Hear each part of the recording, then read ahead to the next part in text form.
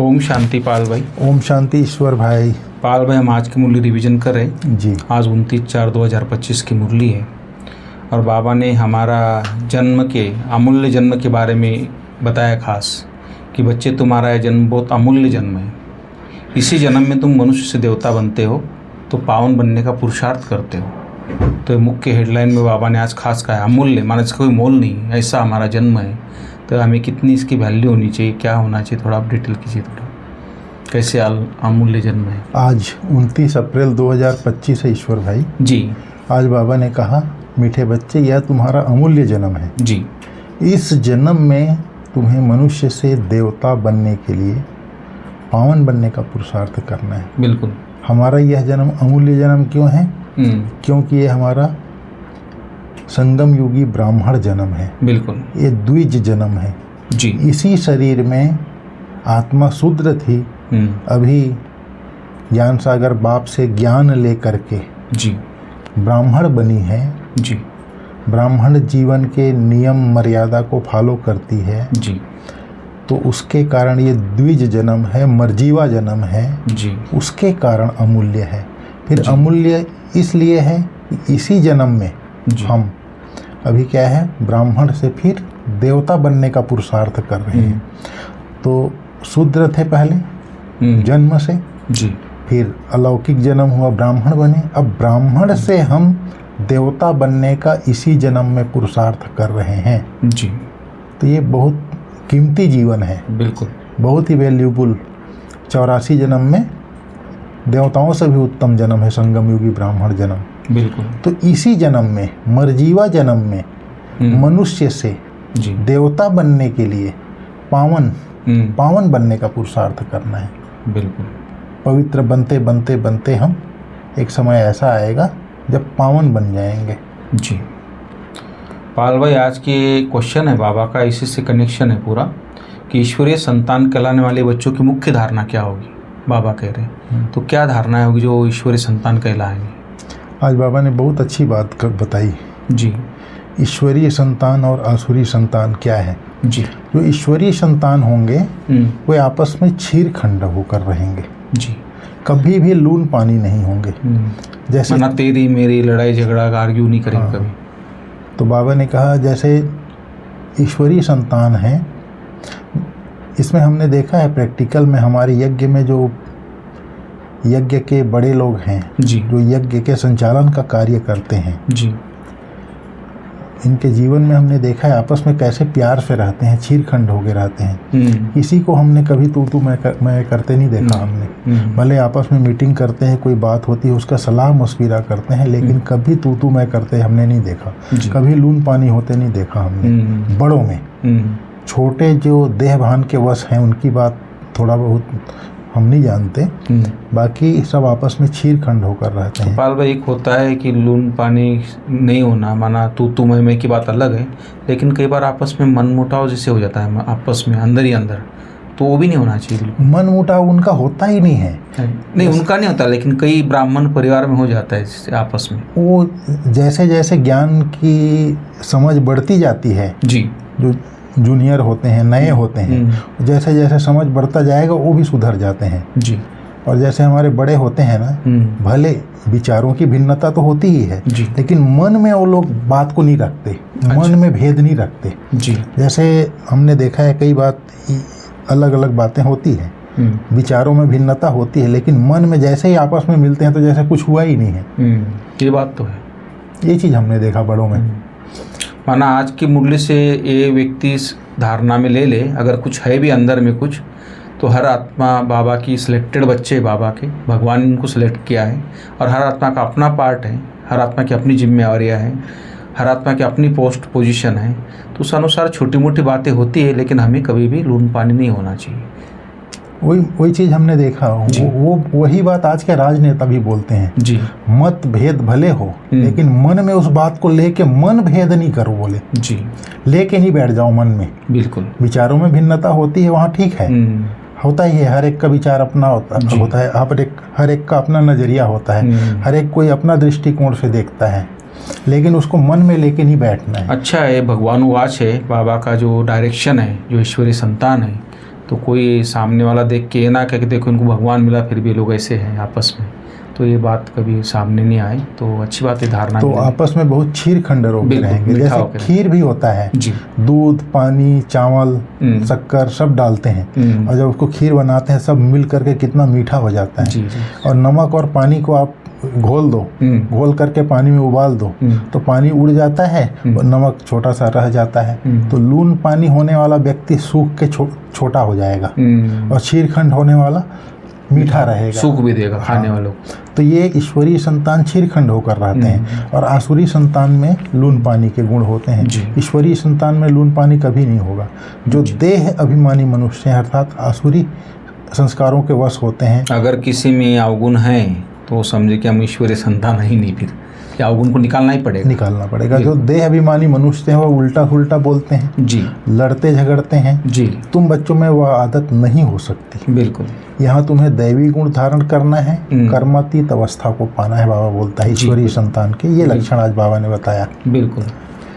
फिर बाबा ने आज कहा है मुख्य रूप से जी, हर एक बच्चे को ये जानना है कि ज्ञान सागर बाप आकर के ज्ञान सुना रहा है। कौन सा ज्ञान सुनाते हैं? सृष्टि के अथवा ड्रामा के आदि मध्य अंत का नॉलेज सुनाते हैं।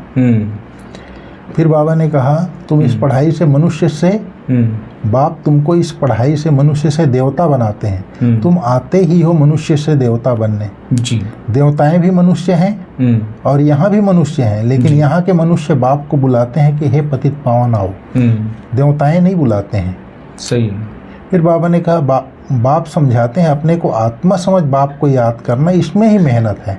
बिल्कुल। देह अभिमान नहीं होना चाहिए, आत्मा अविनाशी है, संस्कार भी आत्मा में रहते हैं जी, आत्मा ही अच्छे व बुरे संस्कार ले जाती है जी। इसलिए अब बाप कहते हैं देही अभिमानी भव।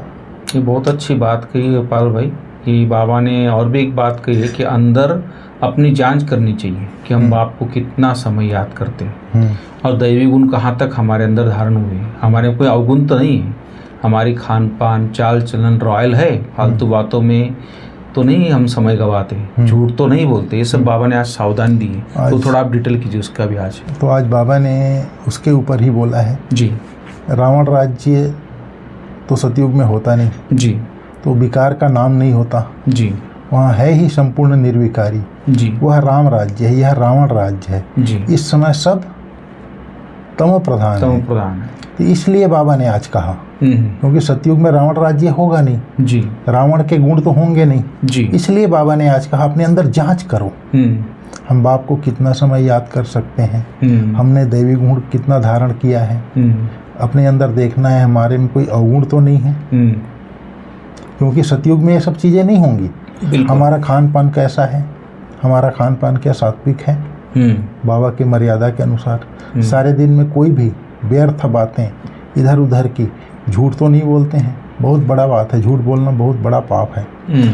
शरीर निर्वाह अर्थ भी झूठ बोलना पड़ता है बाबा ने कहा, लेकिन अब ब्राह्मण बच्चों को नहीं करना है, ये दुनिया वाले करते हैं। फिर बाबा ने कहा फिर झूठ बोलते हैं वो व्यापारी लोग, धंधा शरीर निर्वाह अर्थ धंधा करते हैं तो फिर धर्माऊ निकालते हैं तो उससे पाप हल्का हो जाए सोचते हैं, अच्छा कर्म करते हैं तो उसका बाबा रिटर्न देता है। फिर बाबा ने कहा कोई हॉस्पिटल बनवाता है तो उसको हेल्थ अच्छा मिल जाता है, कॉलेज बनवाता है तो अच्छा पढ़ेंगे अगले जन्म में, परंतु पाप का प्रायश्चित के लिए क्या करते हैं, गंगा स्नान करने जाते हैं।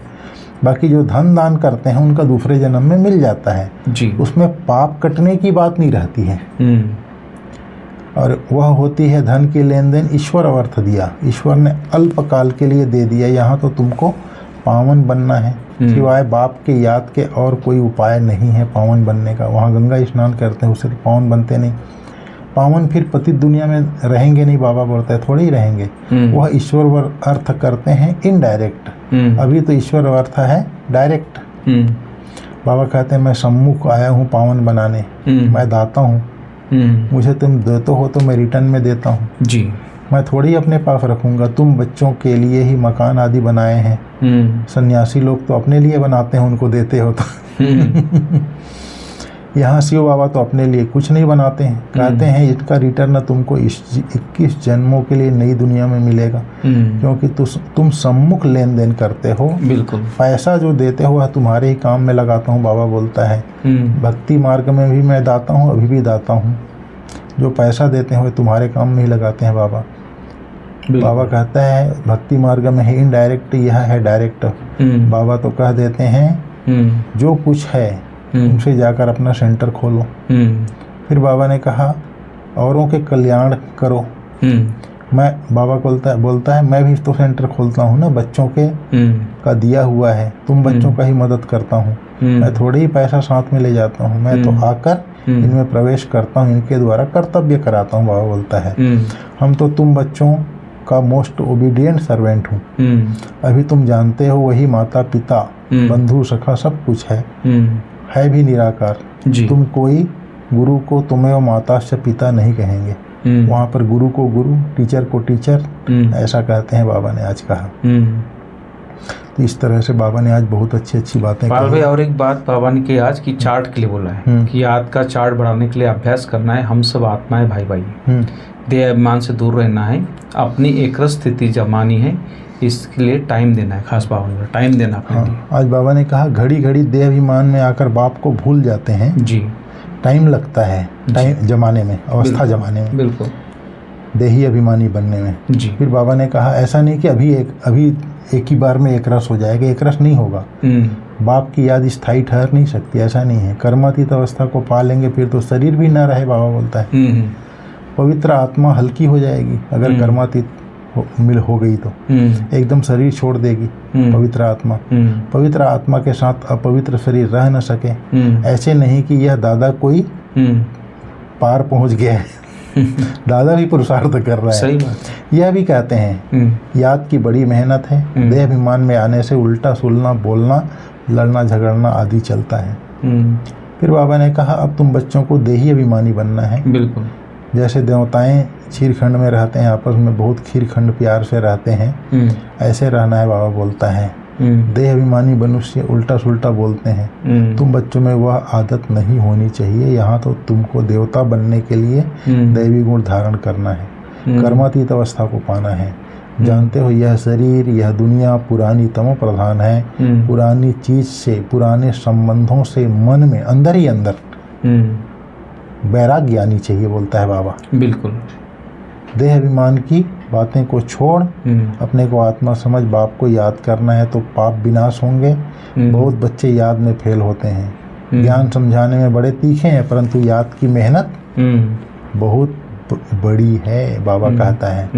फिर बाबा ने कहा थोड़ा आगे चलेंगे तुम्हारा नाम बाला होगा, परंतु वह अवस्था होनी चाहिए। आपस में बहुत बहुत प्रेम होना चाहिए। ईश्वरीय संतान हो तुम, खुदाई खिदमतगार गाए हुए हो। बिल्कुल।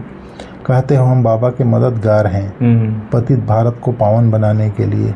बाबा कल्प कल्प हमें आत्म अभिमानी बनाए, फिर बनाते हैं। फिर बाबा ने कहा आप श्रीमत पर योग बल से अपने विकर्म विनाश करने हैं जी। योग बल है साइलेंस का बल जी। जो योग में हम लोग बैठते हैं तो साइलेंस में बैठते हैं जी। और बाबा ने कहा साइलेंस बल और साइंस का बल में रात दिन का फर्क है। बराबर। पहले साइंस का बल है, उसके बाद साइलेंस का बल है जी। साइंस की उत्पत्ति भी साइलेंस से होती है जी। जो योग में बैठ करके हम लोग शुद्ध संकल्पों का चिंतन करते हैं ना, वो है साइलेंस का बल जी। जब साइलेंस का बल हो जाता है हमारे पास, तब फिर आप साइंस अर्थात इन्वेंशन कर सकते हैं आप। बाबा ने कहा शुरू में कितने बच्चों ने साक्षात्कार किए, पार्ट बजाए, आज वह है नहीं। आगे चल करके बाबा बोलता है तुमको बहुत साक्षात्कार होते रहेंगे। शुरू में कितने बच्चों ने साक्षात्कार किए, पार्ट बजाए, आज वह है नहीं, माया खा गई। योग में न रहने से माया खा जाती है, बाबा बोलता है। जबकि बच्चे जानते हैं भगवान हमको पढ़ाते हैं तो फिर कायदेशीर पढ़ना चाहिए, नहीं तो बहुत बहुत कम पढ़ पाएंगे। बाबा ने फिर कहा है उन बच्चों की बहुत महिमा करते हैं जो योग में रहते हैं। और बाबा ने कहा याद ही मुख्य है, याद से हिसाब किताब चुकते होते हैं। फिर बाबा ने कहा सदगुरु का निंदक ठौर न पाए, आपस में लड़ना झगड़ना नहीं है, यह जानवरों का काम है। फिर बाबा ने कहा वह बाप का नाम बदनाम करते हैं, तो ये इसके लिए कहा जाता है सदगुरु का निंदक ठौर न पाए। फिर साधुओं ने अपने लिए कह दिया है, फिर माताएं डर जाती हैं। अभी तुम जानते हो हम मनुष्य से देवता बन रहे हैं, सच्ची सच्ची अमर कथा सुन रहे हैं। कहते हैं हम पाठशाला में आते हैं लक्ष्मी नारायण का पद पाने के लिए, और कहीं ऐसे कह नहीं सकते। फिर बाबा ने कहा अभी हम जाते हैं अपने घर, इसमें याद का पुरुषार्थ ही मुख्य है। आधा कल्प याद नहीं किया है, अब एक ही जन्म में याद करना है, यह है मेहनत जी। याद करना है, दैवी गुण धारण करना है। कोई पाप कर्म किया तो 100 गुना दंड पड़ जाएगा। पुरुषार्थ करना है अपनी उन्नति करने के लिए, बाबा ने कहा। आज बहुत मीठी मीठी बातें बताई है। फिर बाबा ने कहा तुम जाते हो अमर लोग जहाँ कोई काल खाएगा नहीं। वहाँ डर की कोई बात नहीं है। यहाँ तो कलयुग में डर बढ़ता जाता है। बाबा का बाहर निकल नहीं सकेंगे, ऐसा भी समय आएगा।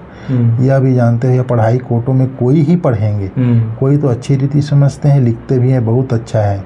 ऐसे बच्चे भी आएंगे जरूर, राजधानी तो स्थापन होती है ना जी। बाकी थोड़ा टाइम बचा है बाबा बोलता है। तो इस तरह से आज बाबा ने कहा। ईश्वर भाई, तो पाल भाई आज का वरदान भी सुना दीजिए, बहुत अच्छा विश्लेषण बताया आपने आज। बाबा ने आज कहा पांचों तत्वों और पांचों विकारों को अपना सेवाधारी बनाने वाले मायाजीत स्वराज्य अधिकारी हो। मायाजीत स्वराज्य अधिकारी, पांचों तत्व और पांचों विकारों जी। जय बाबा ने एक्सप्लेन किया, जैसे सतयुग में विश्व महाराजा व विश्व महारानी के राजाई ड्रेस को पीछे से दास दासियां उठाते हैं, ऐसे संगम युग पर आप बच्चे जब मायाजीत स्वराज्य अधिकारी बन टाइटल रूपी ड्रेस से सजे सजाए रहेंगे तो ये 5 तत्व और 5 विकार आपकी ड्रेस को पीछे से उठाएंगे, अर्थात अधीन होकर चलेंगे। टाइटल क्या बताया? मायाजीत और मायाजीत स्वराज्य अधिकारी जब बन जाएंगे इस टाइटल को, तब ये टाइटल आपका ड्रेस बन जाएगा। अच्छा। उस टाइटल से आप सज जाएंगे। बहुत अच्छी बात। जब आप मायाजीत बनेंगे, स्वराज्य अधिकारी बनेंगे, तब टाइटल से सजे सजाए रहेंगे। बिल्कुल। फिर आप विश्व कल्याणकारी बन जाएंगे, मास्टर सर्वशक्तिवान बन जाएंगे, मास्टर शांति के सागर बन जाएंगे। सभी जो टाइटल हैं जी, वो आपका ड्रेस बन जाएगा, वो दिखाई देगा। मेन पहले स्वराज्य अधिकारी बनना चाहिए, तो मायाजीत बन जाएंगे। हाँ, मायाजीत ही स्वराज्य अधिकारी जी। बिल्कुल। जब माया पर जीत पाते पाते जब स्वराज्य अधिकारी बन जाएंगे, अर्थात तो तुम्हारा टाइटल बन जाएगा और ये प्रकृति जीत आत्मा की निशानी। हाँ, तो जितने भी गुण आ जाएंगे। जब हम स्वराज्य अधिकारी बन जाते हैं तो जितने भी टाइटल है वो हमारा ड्रेस बन गया एक हिसाब से। बिल्कुल जी, बहुत अच्छी बात। तो टाइटल रूपी ड्रेस से सजे सजाए रहेंगे, तो ये 5 तत्व और 5 विकार आपके ड्रेस को पीछे से उठाएंगे, अर्थात अधीन हो चलेंगे। इसके लिए दृढ़ संकल्प की बेल्ट से टाइटल की ड्रेस को टाइट करो। भिन्न भिन्न ड्रेस और श्रृंगार के सेट से सज धज कर बाप के साथ रहो तो यह विकार व तत्व परिवर्तन हो, सहयोगी सेवाधारी हो जाएंगे। बिल्कुल। दृढ़ संकल्प से, क्योंकि संकल्प बार बार पारा के मिसल फिसलता है। स्वमान, स्वचिंतन, स्वदर्शन, स्वमान में रहना, स्वचिंतन करना, स्वदर्शन करना, स्व स्थिति को श्रेष्ठ बनाना, तब स्वराज्य अधिकारी बनेंगे। ये सब दृढ़ संकल्प की बेल्ट पकड़ कर रखो, बांध कर रखो जी। तब ये ड्रेस और श्रृंगार से सज धज के बाप के साथ रहेंगे तो विकार व तत्व परिवर्तन हो, सहयोगी सेवाधारी हो जाएंगे। बहुत अच्छा। आज स्लोगन में बाबा ने कहा, जिन गुणों व शक्तियों का वर्णन करते हो उनके अनुभवों में खो जाओ। अनुभव ही सबसे बड़ी अथॉरिटी है। जिस भी गुण का, जैसे ज्ञान गुण, शक्तियाँ, जैसे पवित्रता का गुण है, पवित्रता का गुण है तो हमारी दृष्टि आत्मिक हो, वृत्ति में सुख भावना, सुख कामना हो, कृति से सुख देना, सुख लेना हो जी। फिर शक्ति है, जैसे सहन शक्ति है हमारे पास, समाने की शक्ति है। तो इन गुणों के अनुभवी बनो। बिल्कुल। ये नहीं कि कोई बात हुई, यहाँ बोला वहाँ बोला, समाया नहीं, सहन नहीं किया, तुरंत रिएक्ट किया नहीं, उसका स्वरूप बनते जाओ, स्वरूप बन जाओ, उसके अनुभवी बनो। बिल्कुल। अनुभव ही सबसे बड़ी अथॉरिटी बड़ी। ठीक है भाई साहब, थैंक यू। ओम शांति।